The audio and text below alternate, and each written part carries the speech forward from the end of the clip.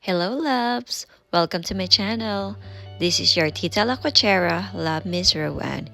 If it's your first time to be on my channel, please watch all my previous video and subscribe. Thank you!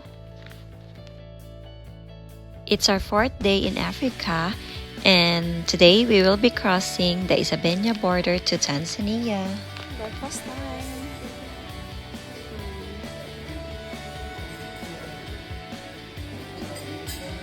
Rice porridge ulit, lugaw. White oats.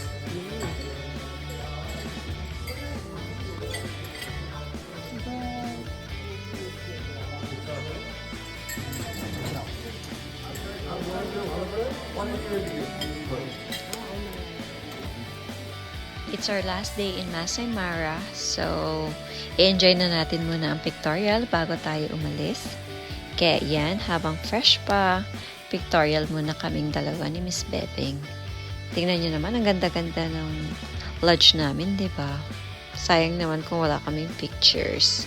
And you know your Tita La Cochera, mahilig talaga magpa-picture, feeling model yarn.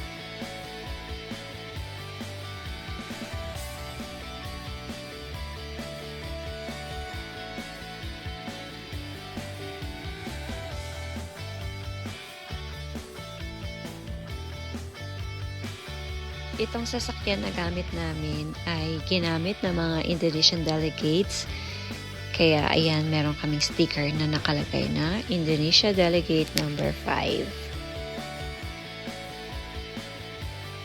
Rough road yung daan palabas ng AA Mar Lodge to the main road or yung main highway.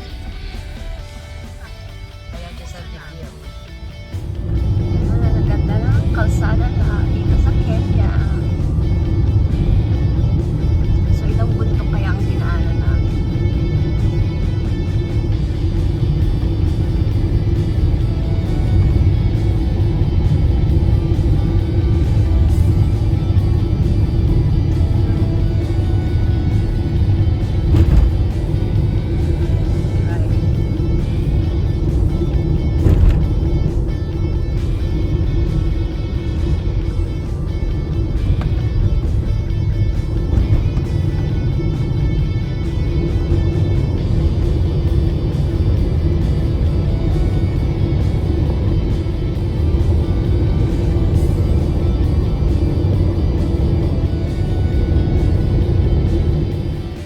Dumaan muna kami dito sa isang curious shop or souvenir shop.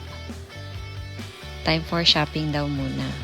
And I think required ng government nila na dalhin yung mga tourists sa mga souvenir shop.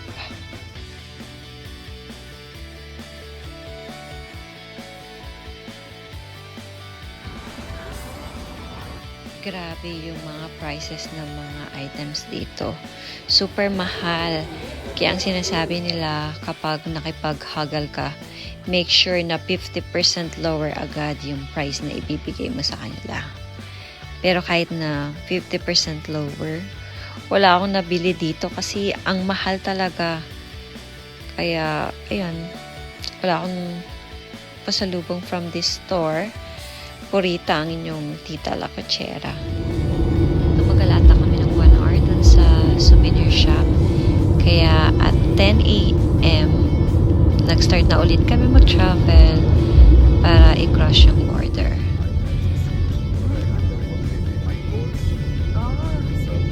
Like a train.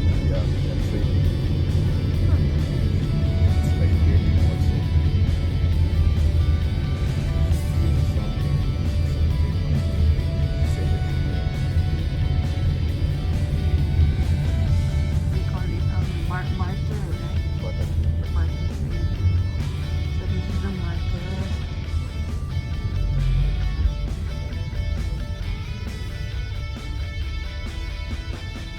Ayan, nagbayan-bayan kami papunta sa border, kaya naman nadaanan namin yung mga market or community nila.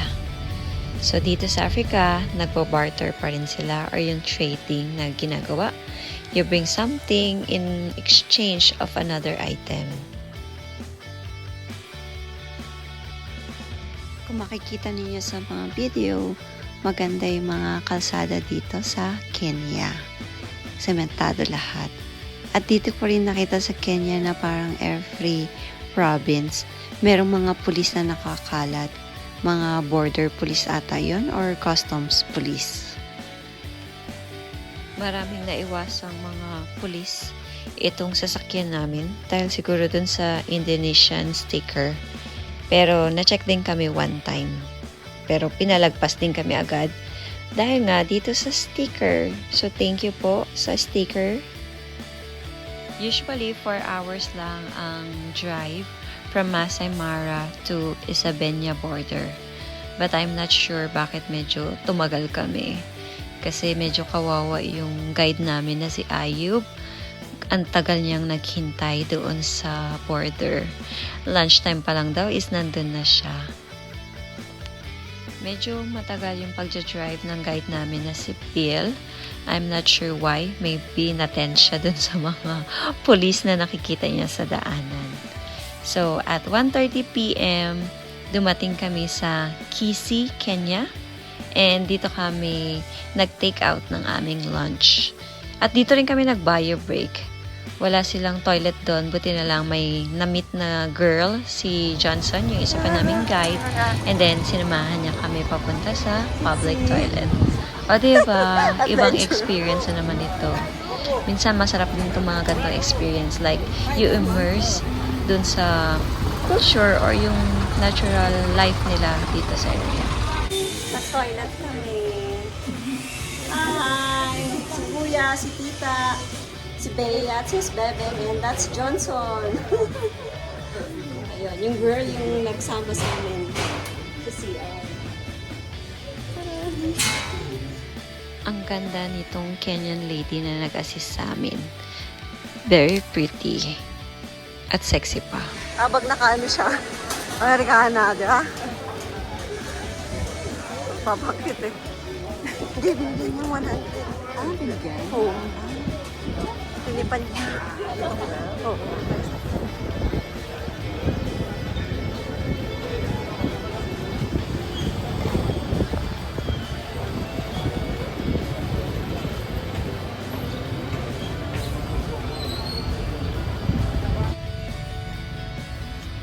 After our late lunch, diretso biyahe na ulit papunta sa border.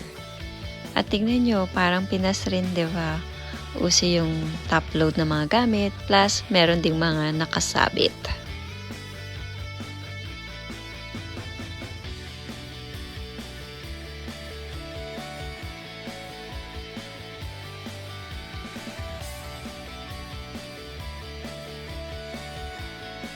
At last, we finally arrive at Isabela border at 4 p.m.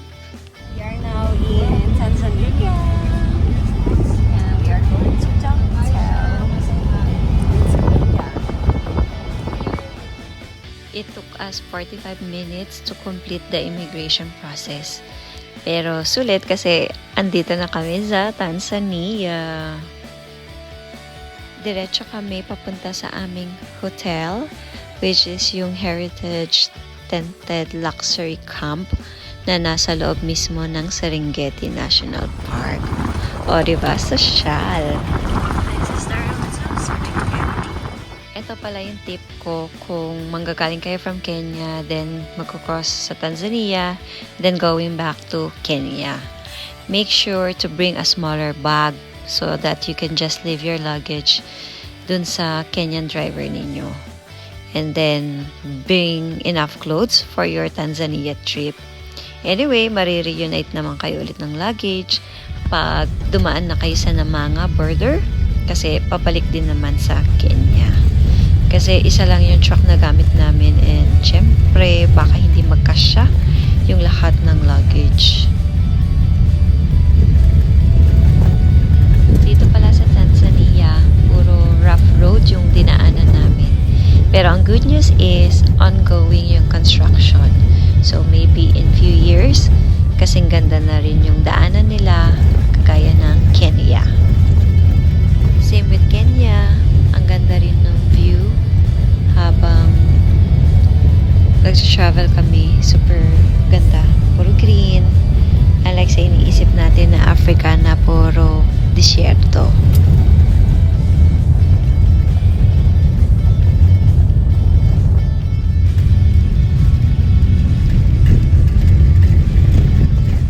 Make sure din na magdala kayo ng mga pagkain na pwede nyong ipamigay sa mga kids na madadaanan nyo along the way.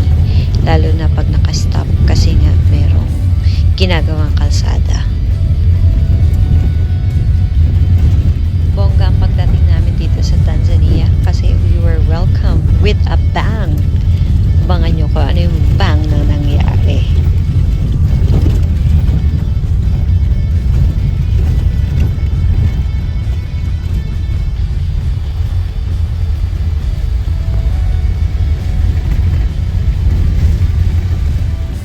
At eto na nga, dahil rough road, na-flat po yung aming gulong.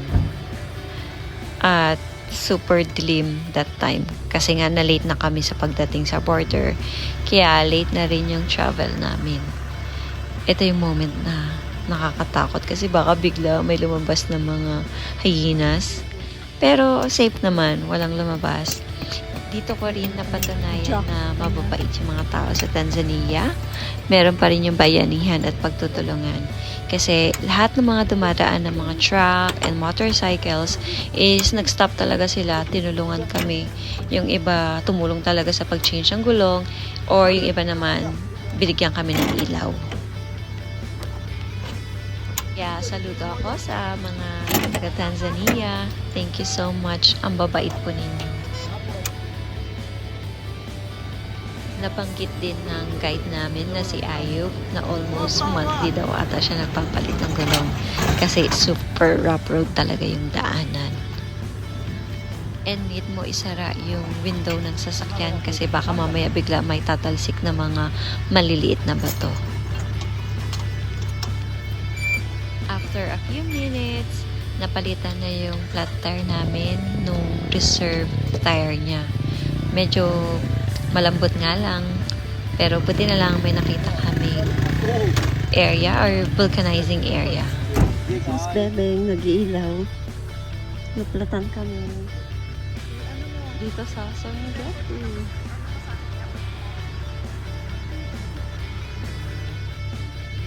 Ano lang, paikot lang yung buong ano lang mamaya.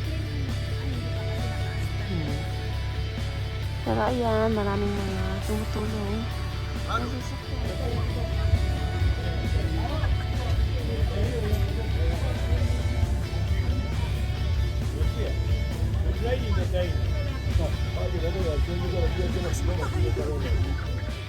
At 9:30 PM, nakarating na rin kami sa aming tent dito sa loob ng Serengeti National Park.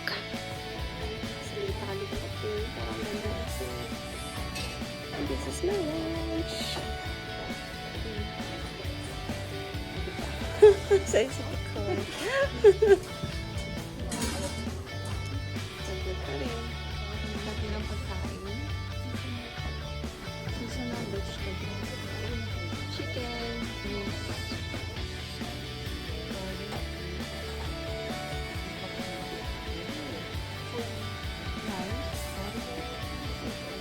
Hello. Nagsaya ng araw na to. Maraming nangyari. Pinastop ng pulis. Umulan.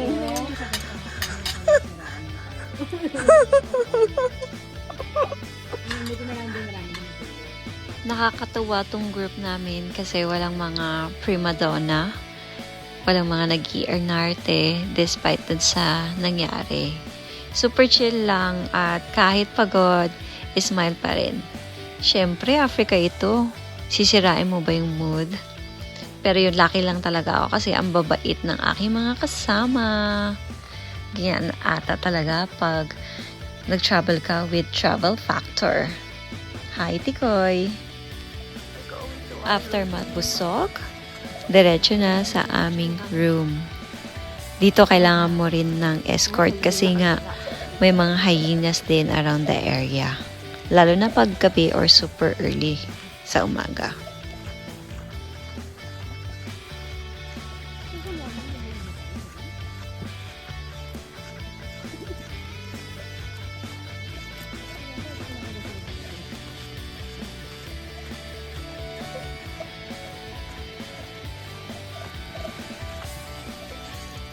Zara. Thank you.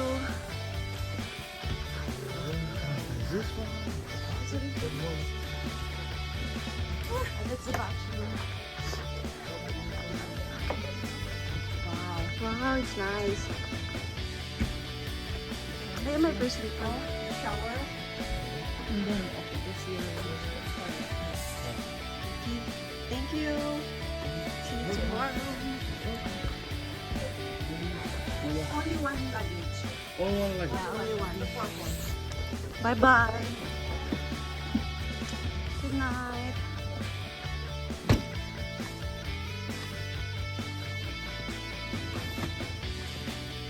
Ngayon pala yung luggage market. Ah, yes, the purple.